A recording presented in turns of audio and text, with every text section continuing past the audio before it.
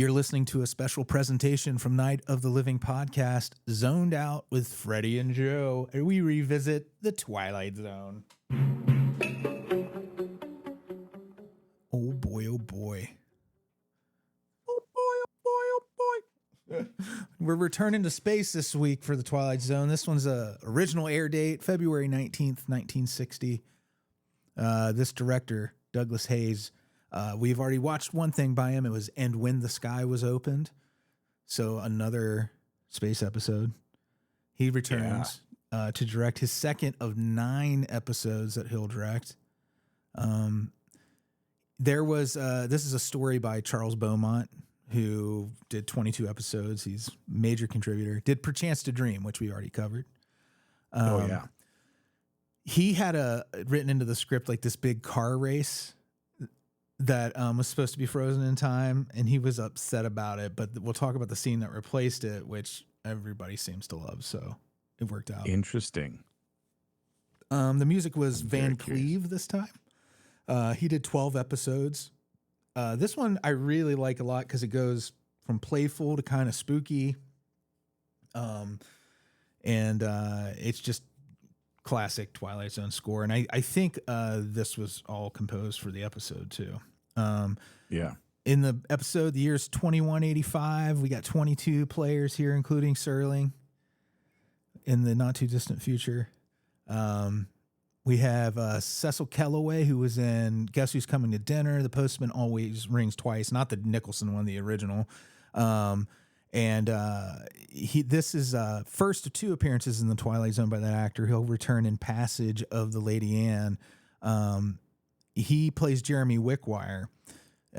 This older guy, I love this bit of trivia about him. He turned down the role of playing Santa Claus in the original Miracle on 34th Street, but then his cousin, Edmund Gwen, ended up getting it and won the Academy Award. That's funny. It's a great Christmas movie. Exeter, Kurt Myers, is the character in this, and I did it again where I didn't write down the damn actor's name here, because I was so excited. He's a B movie actor. The guy who plays Kurt Myers. He was in This Island Earth, which is if you've ever seen the Mystery Science Theater 3000, the movie. That's the movie that it's Jeff Morrow, by the way, is the actor. Jeff Morrow, yeah. I was gonna say he was Exeter. This is who I always think of when I see him. Exeter. Oh, so that was the character. Yeah, he's kind of got, like, if I remember right, like kind of blondish hair, and he kind of has like this doll-like quality in it. I don't know. If you've never seen This Island Earth, you should watch it. Okay. He did stage acting as well. I'm curious if that influenced his performance here, because he had some funny face in this. Oh yeah, this episode. He pulls faces. He's very over the top, like almost like Plan 9 kind of performance, in a lot of ways. Not bad though. Yeah. But big, but good. Don Dubbins, this guy was a prolific TV and film actor playing Peter Kirby. We've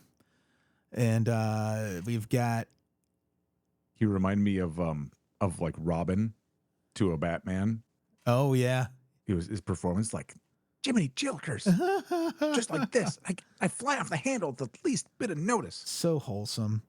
Then we had Kevin Hagen as Captain James Weber. He'll also come back in the episode You Drive. Some of the sound effects, just like in Third from the Sun, an earlier episode we talked about, they used sound effects that would later appear in Star Trek and then become kind of like canon sounds of Star Trek. There's also the spacesuits that the actors wear in this were used in a film called Destination Moon in 1950. And then the dials and lights that you see are all from Forbidden Planet. So this is cobbled together from a lot of their stuff. The town hall set is the same one they used in the 16 millimeter shrine, which we had a piece of that set in last week's episode. That's right. The hospital, was it? Yeah, it was the hospital. Was like the entryway to her house.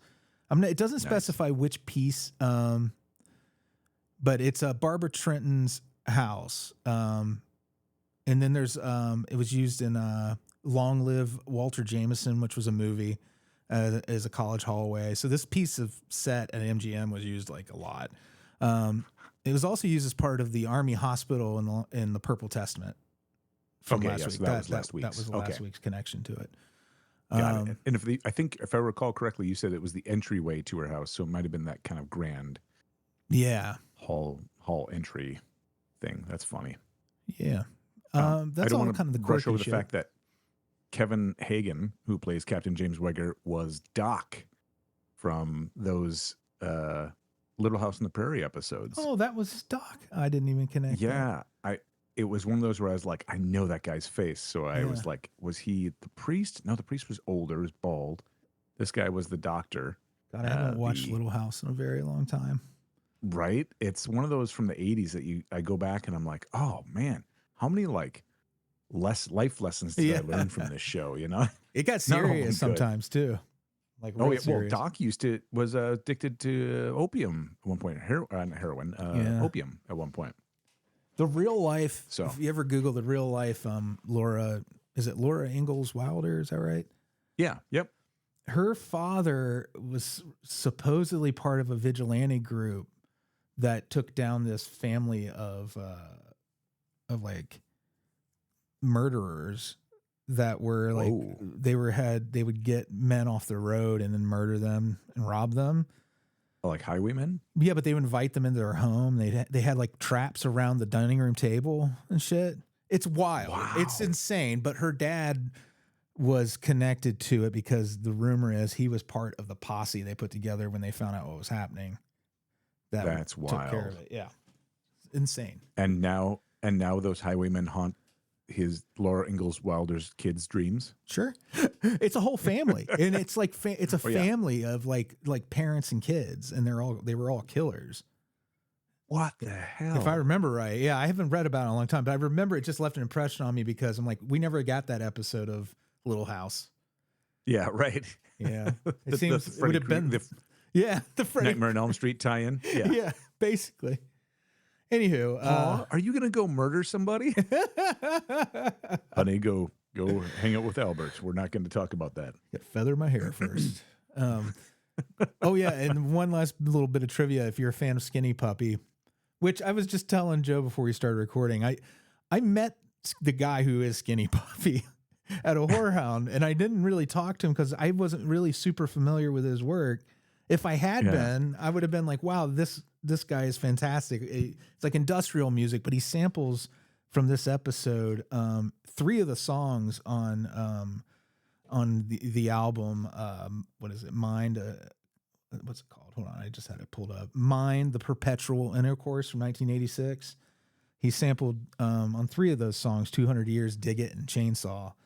And nice. There's some great fun over the top shouting bits of dialogue in this episode, and they're in those songs. So if you want to relive it, totally, I want to listen to that now.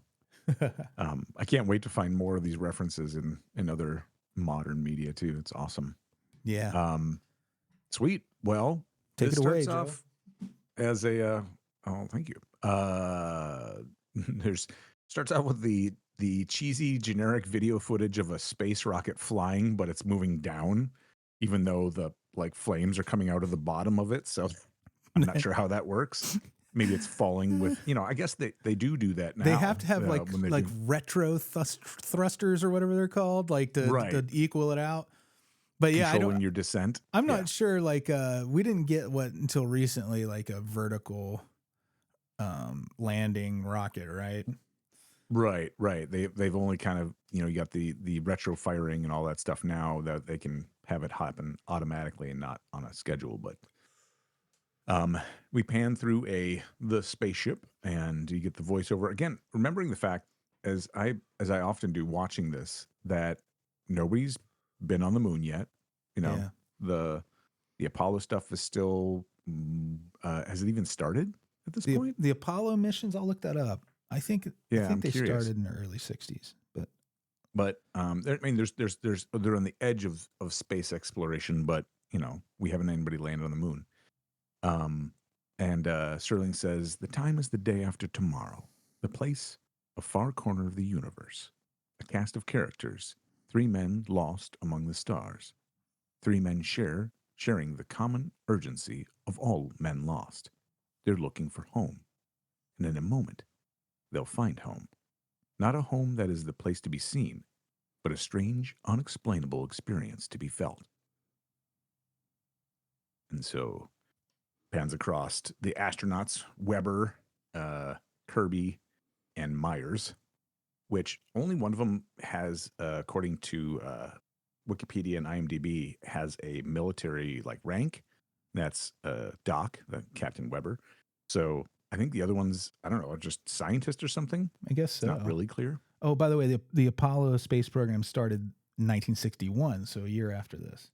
This may have encouraged like public, good public opinion. All these shows about space, Honestly, like there's part of that where you're like, well, really, but it's like maybe there was a lot of. I think that this posed a lot of questions to the public, then introduced the idea of what is space all about and what's actually out there and what's possible. And I think, as with a lot of this stuff, the same way Star Trek inspired later, different phones and stuff, Yeah. The flip phone and a lot of the technology. The old Motorola StarTAC phone was totally inspired by a tricorder, or communication device. We had the penis phone on an earlier episode, Third from the Sun. Yeah, that was like that thing was so phallic. Oh man, the dick phone, but probably Swedish. Yeah. I think we figured out. We did talk about where it was made, but I can't remember. It was like Norway, Swedish kind of place. Yeah, one of the Scandinavian countries. It's called like an Eklund phone or something. Love that. So it's, as Freddy said, 2185. They're on a routine geological mission.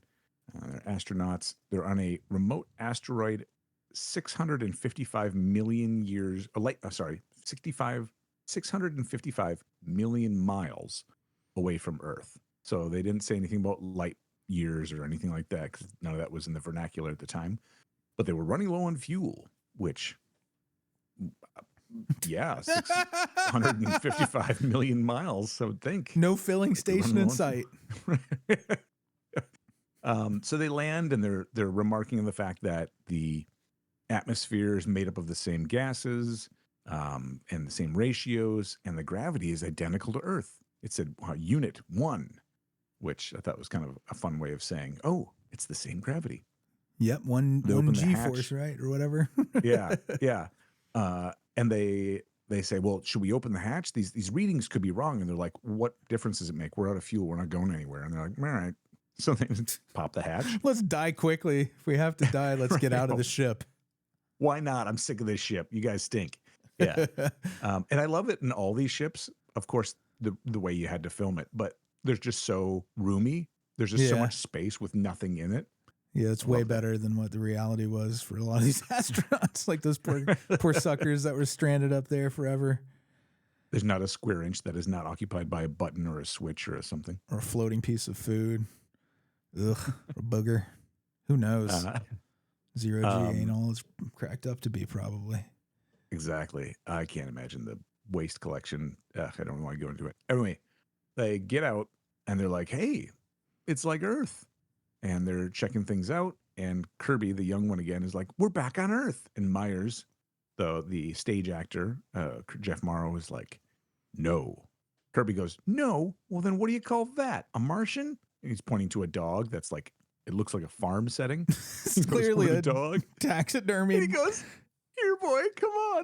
The dog is totally stuffed.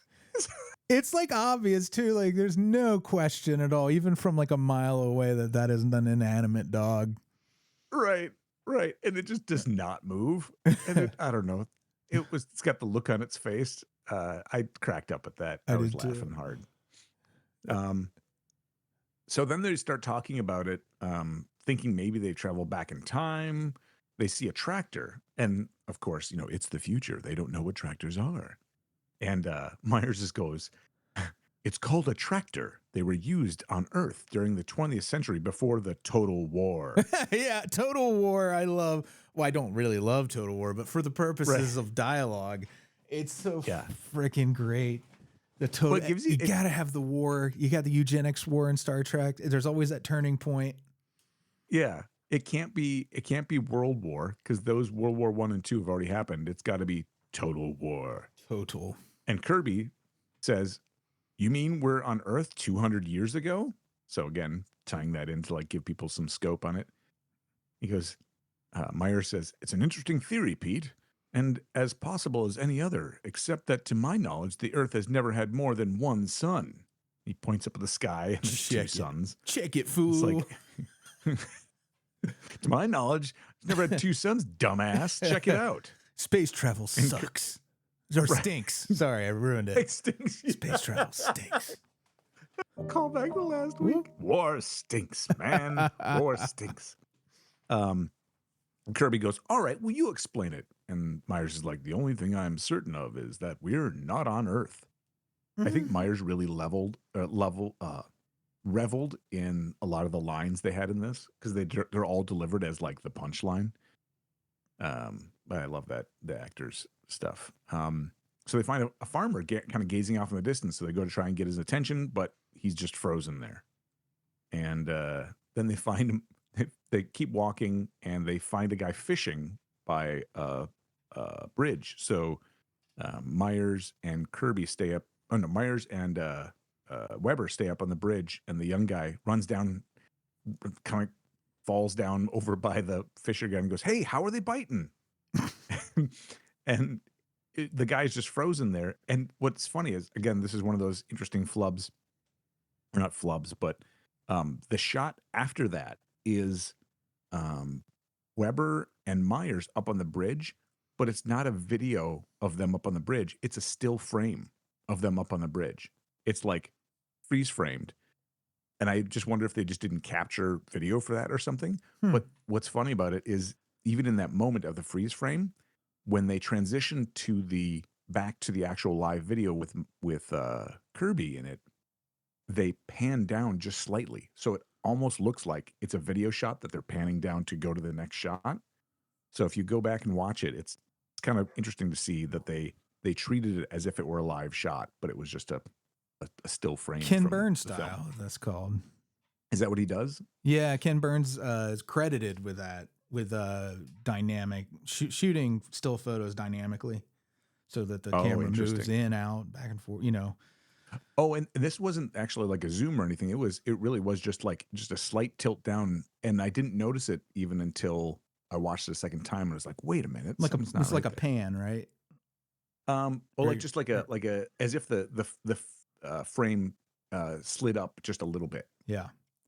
So that's interesting. Well, whoever this director was apparently pioneered it. Yeah, he beat Ken Burns. Ken Burns to it. Yeah. This is just another guy who's frozen, and he actually like kind of taps him, and then the guy just falls straight backwards, which is kind of funny. And the background actors in this whole scene, and the rest of the episode, there's a ton of them, and they're really, really still. Yeah, they're doing like a really great job of it. They not moving, and even when they're doing stuff in front of them, they're not blinking, all that sort of stuff. I thought they did a really good job. So they hear some music playing in the distance, and they follow it to a town, and they're like, "Oh, we're gonna find out." And they see a band playing, again, just frozen, but there's music coming out of a speaker, and then the music ends. And they're kind of freaked out because there's a bunch of people and everybody is just frozen in time. And so they start hypothesizing, like, what could be going on here, right? And I think that Myers is intended to be some kind of scientist or something. But again, like, the way they interact just made me laugh, because they're three dudes like kind of sitting there like trying to figure it out. And Myers goes, so they're like, could it be this? Could it be this? And Myers goes, or it could be that time itself is suspended here. Kind of like, maybe it's this, with this kind of furrowed brow. And Kirby shakes his head like, no, it's not that. And then Myers is like, or maybe time may have, in a sense, have sped up for us and slowed down for them. And Kirby's like, you mean they might actually be moving? And Myers is like, it's possible. Kirby says, well, then why can't we see it? And Myers goes, well, you don't see the movements of a clock's hands. Nevertheless, they do move. And I thought, yeah, you do. It's a second hand for sure. but it makes them turn to see the grandfather clock actually has no hands. And Kirby goes, well, this clock has no hands. And Weber, who's played by the doc, goes, Carl, do you really believe what you're saying? And Myers goes, no, of course not. He's all like ashamed. Come on. They were talking about like these beautiful houses and how he's like, you can have it if you want, you know, is where we are. But those were that's St. Louis Street from Meet Me in St. Louis, which, oh, really? Yeah. They demolished it back in 1972, which is a crime that shouldn't have happened, but they did. But MGM, you know, they used this in walking distance as the little town. Oh, yeah. Oh yeah. That was a great little town. It's so iconic. It's beautiful. Like these 3-story, like just gorgeous homes, big porches. Yeah.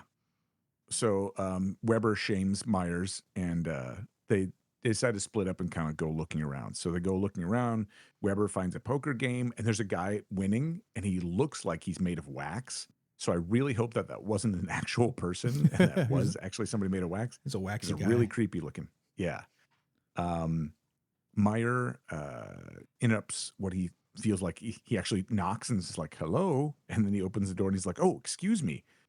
And then kind of pokes right back in because he sees two people like romantically dancing. And you can see that was the one time where I saw the actor who was in mid stride of the dance, his hand holding the drink kind of shook a little bit. And I was like, okay, that was the hardest position to hold. I think their positions were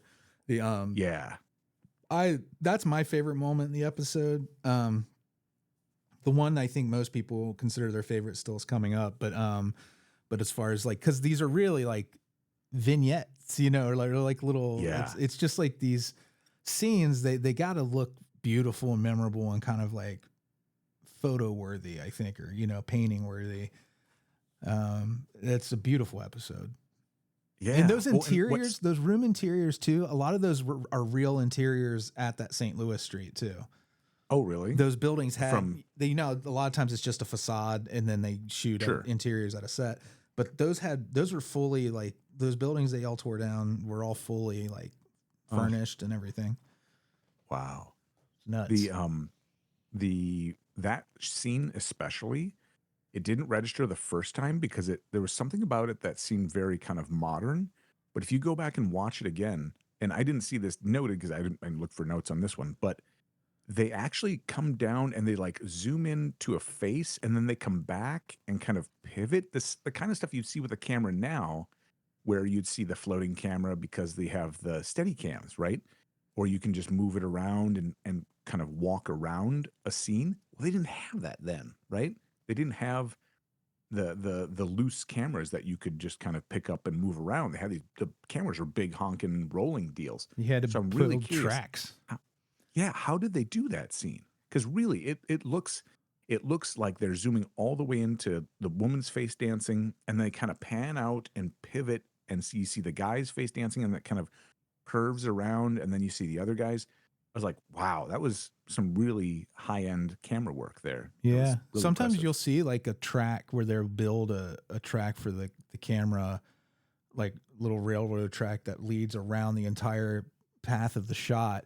And they'll ride that rail, but they'll also have like another counter pivot point, you know, so they can switch to, you know, to move the camera, keep it focused on those performers and keep everything in focus. It's so cool. It's like, because then it was all manual stuff, you know, like they didn't have like all the automatic stuff. Like they really had to be careful of losing focus and everything. Yeah. Well, it's funny. I was having a conversation with somebody the other day about Star Wars, which, man, I won't get into any of that digression, except to say one of the things that came up was this idea that I think, in my mind, George Lucas really loved the artistry of filming in addition to story. I mean, I'm not going to, you know, knock the Star Wars story by any means, but I think where his passion lied and why he did what he did with the prequels is because he loved the kind of technology of film and how you capture images. And I think that's why he kept tweaking with stuff and did all the early model stuff and all of that is because he's like, oh, I can make this look like this thing if I use these techniques and I use these models or use this stuff. And it kind of just stood out to me of like that what it looks like when you do a really probably technical shot and have it serve the story in such an effective way. Oh, to be super satisfied. But also, I think like a lot of times for me, the art of it is, and the thing that bothered me with a lot of what Lucas did was he was creating things closer to how he saw them in his mind.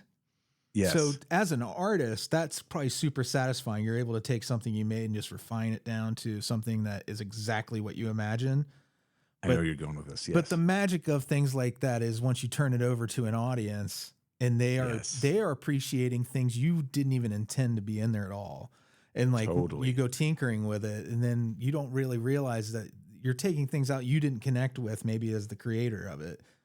But you don't realize like how that affects the whole balance of what you're looking at and the whole thing, you know, like, yeah, all the kind of unconscious nuance that other people connect with that you might be like, oh, I wasn't even thinking of that. It's like, that's fine. Just leave it, you know, like there's because stuff other like, people really were thinking of it. Like this camera work stuff. Like there's a great, I can't remember what movie it is where they track a shot through dancing couples on a floor, multiple couples, and it splits the couples, you know, as it goes. Oh yeah. Or as it zooms in, they know exactly to move at this certain point out of the camera's path, and it will continue through. And they even built like tables that would separate, you know, that looks like it's going through a solid table, like stuff like that. And those little hiccups that sometimes happen where you maybe catch somebody, they catch the camera with their eye because they know they got to get out of the way. But that moment, it makes it so much more like you're like, oh no, this really happened. These were people working that day, and they pulled this shit off, like 30 or 40 people, whatever it was, you know. Very cool. Yeah. It's sometimes the magic of not noticing it is a testament to what an amazing thing it is, and sometimes like seeing it is like, wait a minute, like that hasn't happened before in this time. You know, I love looking back at the old stuff too to see. That's just a modern shot. This is a panning shot. No, they didn't have the technology to do a panning shot that or whatever, you know. Right, yeah. You're like, shit was too heavy. So then and you kind of see how like everything was like necessity, you know, on the spot inventing until it became standard, you know? Yeah, yeah. I think when there are young people now who look back on something like Citizen Kane, again, I think we've mentioned this before, but all the stuff that is so common now in films that you look at that in that movie and it's like, yeah, but that never happened before. Right. Or it did, and it was in an obscure film, and they took that technique and this technique and this technique and they put it all in one film to make an amazing story. It never looks so good either. Yeah. You know, as far as like shot compositions and stuff, I think I not overrated. I like anybody that says it's overrated. That's a hot take that this isn't right. I mean, if you like the history of film and you're really being honest about it, like that was pretty big deal. And that, again, we said this before, but like there's no Twilight Zone without Citizen Kane. There's certain people that had to get into a certain position in their career, and it relied a lot on you know, the Mercury Theater. Is that right? I think was the name of the group. Anyway, sorry. Cool. Where were we? Before we so they had decided to split up. The team split up. Poker game, romantic dancing scene, and then Kirby, the young fella, goes to see a beauty pageant with lots of women who are, you know, beautiful women in like bathing suits. And the first time I watched this, I didn't get it, and it took the second viewing and reading the part of the plot synopsis of the way Wikipedia summarized it to go, oh, now I get it. Because the woman who won looks real different than the other people who are in the pageant. She's kind of nerdy looking.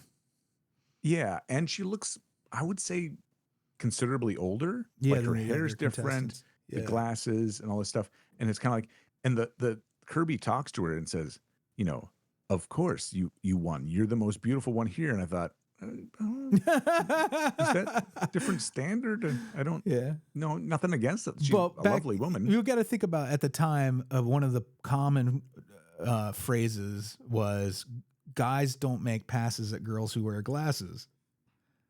Oh, like, and it was the same with glasses were just in 1960 were kind of considered unattractive, I think, by the mainstream youth. Yeah. I think. I mean, like, I feel like that stigma didn't leave until like the late 80s or something. like glasses were considered like a nerdy affect.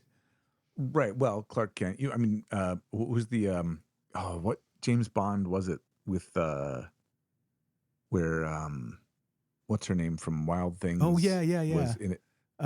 Took the glasses off and suddenly she was gorgeous, right? Yeah. I can't remember if that was a Pierce According to the Brosnan standard. or a Timothy Dalton one. It was in one of those.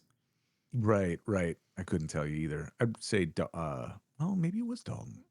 Anyway, but it was one of those like, that cheesy cliche, which I'm just gonna testify, not a follower of that. Anyway, so we'll come back to that, which is I didn't realize why that was the case until I watched and kind of listened to this a second time. This is kind of a confusing episode at this point. This is all this stuff happening. I'm trying to figure out what's going on because I did not remember this episode. And so they converge at the center of town and they are talking about stuff in front of this guy on the porch. And the guy on the porch drops his newspaper and he says, well, I can explain what's going on. And it turns out to be Jeremy Wickwire, who is the caretaker of this place. That's the guy who passed on Santa Claus. Mm-hmm.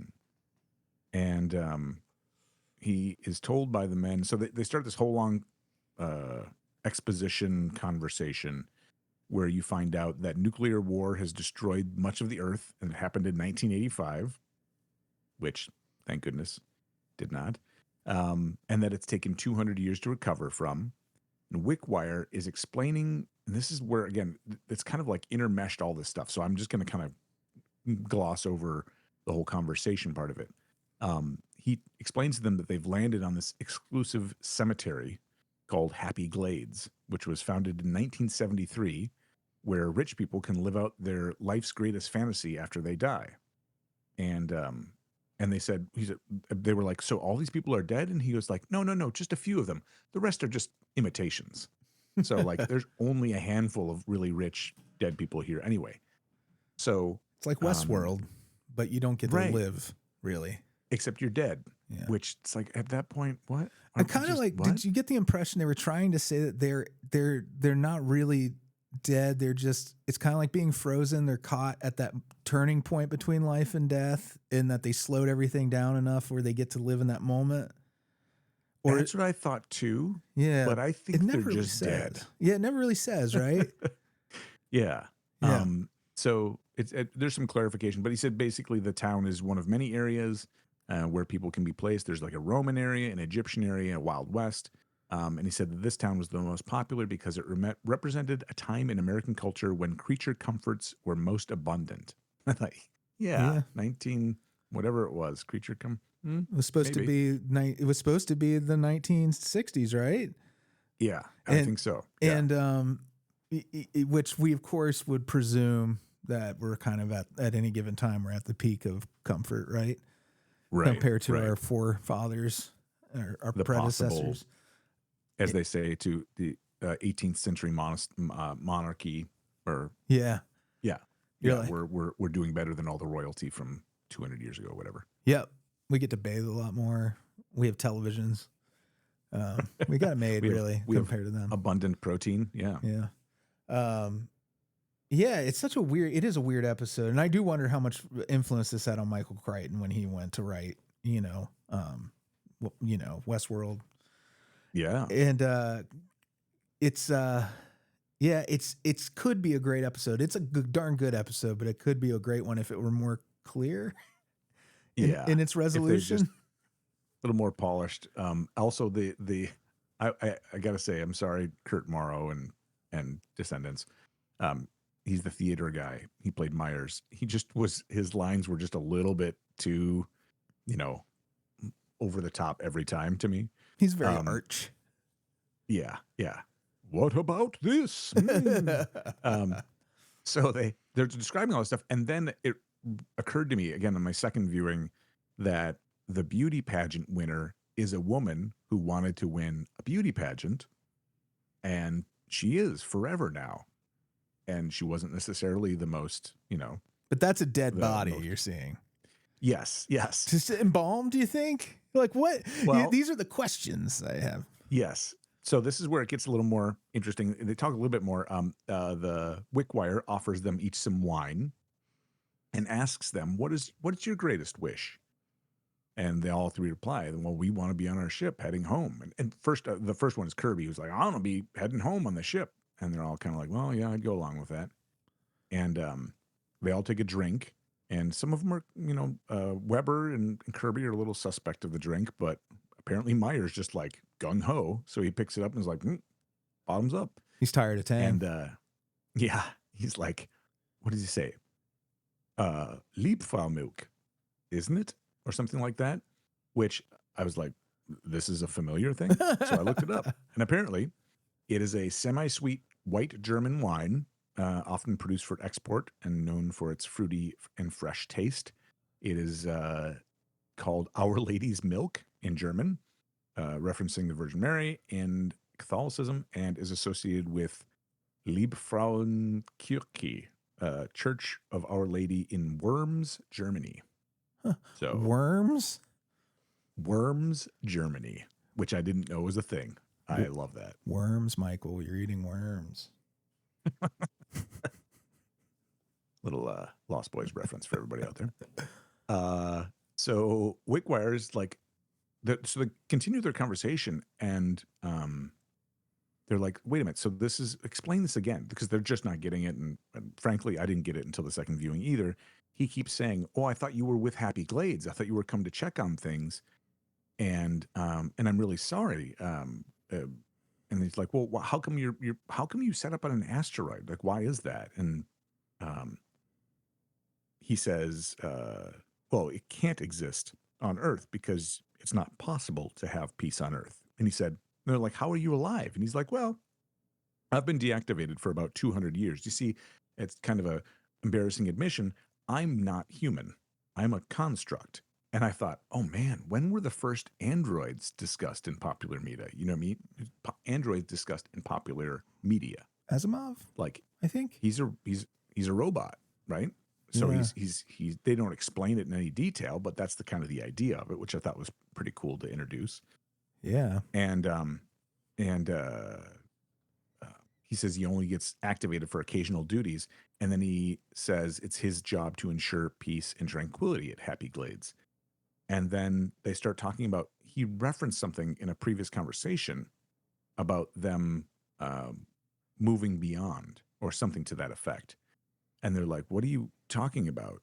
And they realize that their drinks have been poisoned with eternifying fluid as they start to collapse and feel sick. And as they're dying, they're like, please, the antidote. And they're like, there is no antidote. We don't have one. And he said, but we meant you no harm. He goes, I know, and I'm sorry. But you are men. And while there are men, there can be no peace. And then it blacks out. And the next scene you see is Wickwire going onto their ship with a dust mop, and he's dusting the men on the ship, positioned so that they are preparing for their return home on their ship forever. Holy crap. And that is when you hear the voiceover of the outro from Mr. Serling, Kirby, Weber, and Myers, 3 men lost. They shared a common wish, a simple one, really. They wanted to be aboard their ship headed for home. And fate, a laughing fate, a practical jokester with a smile stretched across the stars, saw to it that they got their wish with just one reservation. The wish came true, but only in the Twilight Zone. So good. Talking about this episode, I enjoy it more now because there was a couple little details that you illuminated that made it better. So, because it's a creepy idea that they're really dead. If they were still kind of frozen in time and not dead, that gives it a whole creepy layer that makes it better. And I would push it from like a 7 out of 10 to like an 8 out of 10, knowing they're dead bodies. Yeah, because I'm a creep. Well, it's like somebody can come observe them. I mean, it's like they just wanted their inanimate bodies to experience that forever. So the the people who are experiencing that moment are the guy who wanted to be mayor, because you see we didn't mention it, but when the band was playing, it was they were welcoming their new mayor, who is the very rich person apparently who wanted to be mayor, and then the beauty queen, and apparently the couple that wanted to dance forever. I don't know. How sweet is that? Interesting. So we were talking about what's the first android in literature. Oh yeah. Like, okay, I did a very quick search, so this could be wrong, but the first thing that comes up is from 1907. It's L. Frank Baum's one of his Oz books. He has a character called TikTok in it. Oh, sure. And TikTok is in that movie Return to Oz too. He's kind of steampunky robot guy. Yeah. Well, and it's funny. I was thinking about this for just a second as we were talking about it. Like, okay, if I had to try and remember what the first movie I saw with a robot / human in it, I was like, oh, Metropolis. Yeah. Like the characters in that are all that whole thing too. So yeah, I guess they've been around for a while, but I think the first one I remember really seeing for the first time in my life was Alien. It was the android. Yes. I forget the character's name now. Wasn't Bishop. Bishop was the good android, is the other one. But right. Ash. His name was Ash. Just came to me. Yep, that's right. That was the first one I ever saw in like a movie or anything that I remember. Yeah. Did you know that going in? No. I didn't know anything going in. God, I want to say I was 8 or 9, and my dad had rented Alien. We watched it, and my oldest brother knew, and my dad knew. They'd both seen it, and I remember at one moment, my dad says to all of us, he's like, "Do you remember what the deal is with him?" And I'm like, "What?" And my dad made some motion that I saw in the corner of my eye, and I turned and I didn't see it in time because he stopped because he didn't want to reveal it. But he had made like a robot, thing like this, and then this weird like Muppet open mouth face thing. Did he start spitting milk out of his mouth, like dribbling it all over himself? Am I the only one whose dad would eat kipper snacks on crackers? What are kippers? Fish? Yeah, so it's like that. It's like little sardines. You turn the tin, open the kipper snacks, and he would scoop it up, and with, it's like they're put in their eyeballs and all, like the whole fish. Yeah, and you scrape it onto a cracker and eat it. Yeah, I feel like that's something. Dads of our dad's generation, they eat weird meats out of cans all the time. Yeah. All right. So I'm not meat. the only one. Was your dad in the service? No, not at all. Because I feel I had a kind of a theory that shoots a lot of it down, that guys who are in the service like canned food more than other people do.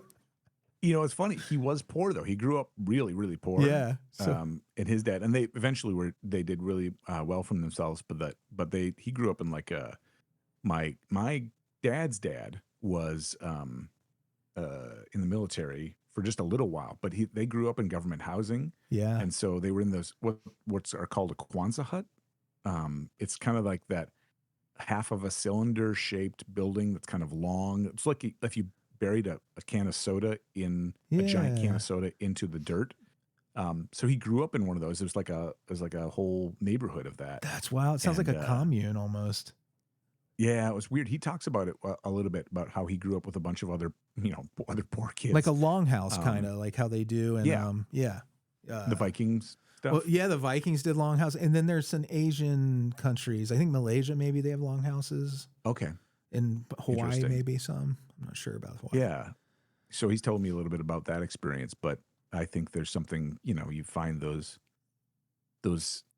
things that you are familiar to you that you like. And I wonder if that's something about, a bunch of people who signed up for service or whatever, who just didn't have a bunch of money. Yeah.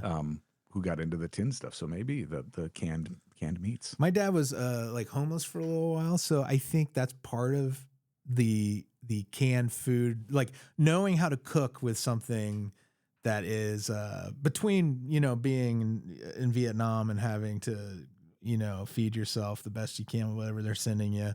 And then being on this, before that, he was on the streets when he was a teenager, and like he was eating, he was feeding himself, you know. It's like you would talk about like getting a can of peaches, all the things you could do with a can of peaches and stuff. Like just that's wild. Yeah, where I'm just like, yeah, I'm glad I kind of know that in the back of my mind when I get desperate, where I can just go to the canned food aisle and find some shit that will last.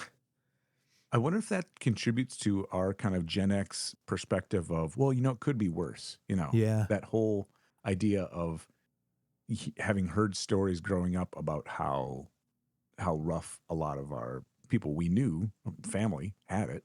Yeah. And then looking at ourselves like, you know, we both have houses and places to live and are not, you know, living on the street. It's pretty amazing. Kind of a miracle. When you're close, when you're the first generation out of extreme poverty, it's interesting because you just have a different. I'm being middle aged now. I've met so many other people that grew up that way, and you really connect like on a deeper level than you do with people that might have not had to do that. And I think the number of times someone had to use a can opener in a day. And if you still have to, like, I wonder about this younger generation if they find that they have to open a lot of canned food. But a can opener was something you used almost every day in the 80s to me. Yeah. Like you were opening the can of something. How do we get on this? Well, it's just the I don't know, something about that. I mentioned the thing about my dad and Kipper snacks, I think. But how did you get to Kipper snacks? Oh, because he would eat those while watching movies, and we were androids, Alien, and so androids. We went from androids to canned meats, which is ironic because an android is kind of a canned meat product because it's like it's metal, but it's also trying to be a human meat person. There you go. I love that. We brought it back. It's all legit. It's perfect. It's all there. We did it again, man. We've gone for 46 minutes. All right, we'll probably cut this one off. Next episode is Mirror Image. Yeah. Looking forward to that one. Me too. This was fun. Thank you so much, Joe. Thank you. Goodbye.